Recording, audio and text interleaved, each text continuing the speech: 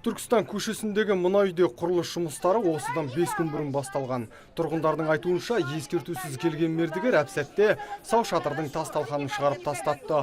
Бұған таңданған жұрт себебін сұрай барса, жауаптылар модернизация бойынша келісім шарттың барын айтып, айды аспаннан шығарған. Ал халық шатырды ауыстыруға рұқсат бермегендерін айтып, шырылдап отыр. Жильцов собрали, что начинают это, мы все отказывались. Бір ай бұрын жиналыс жасаған тұрғындарды жинап, сол кезде барлығымыз модернизациядан бас тартқанбыз. Өйткені 5-ші қабатта тұратын 70-100-200 мың теңгеге өз шатырларын жөндеп алған. Олар да наразы болып тұр. Тұрғындар келісім берсе, келісім шарт қайда? Біздің қойған қолымыз қайда?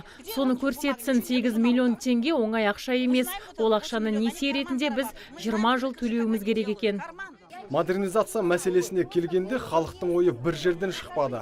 Төменгі қабатта тұратындар жөндеу жұмыстары қажет емес десе, жоғарғы қабаттағылар керісінше шатырдың ауысқанын қалайды. Өйткені жаңбыр суы 4-5 қабаттың тұрғындарын көп мазалайды екен.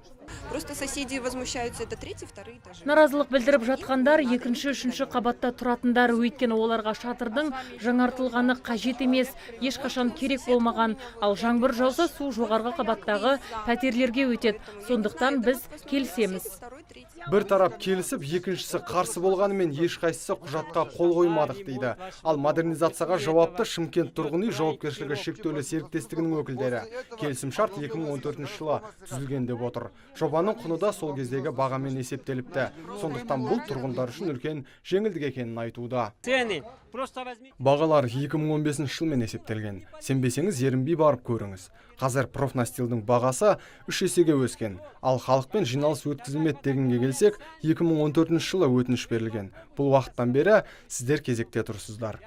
Құрылысы қызу жүріп жатқан шатырдың қазіргі сыйқы мынау. Жұмысшылар төсек орнын ыңғайлап, ашық аспан астында жатыр.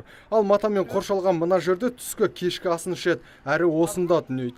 Аяқ асты қиын жағдайға тап болған халық аудан әкімдігі бұл мәселенің ақ-қарасын айырып беруін сұрап отыр. Нұрсұлтан Тұрысбеков, Талғат Қырғызалиев, Абзал Тұрабеков, ТВК телеарнасының жаңалықтар қызметі.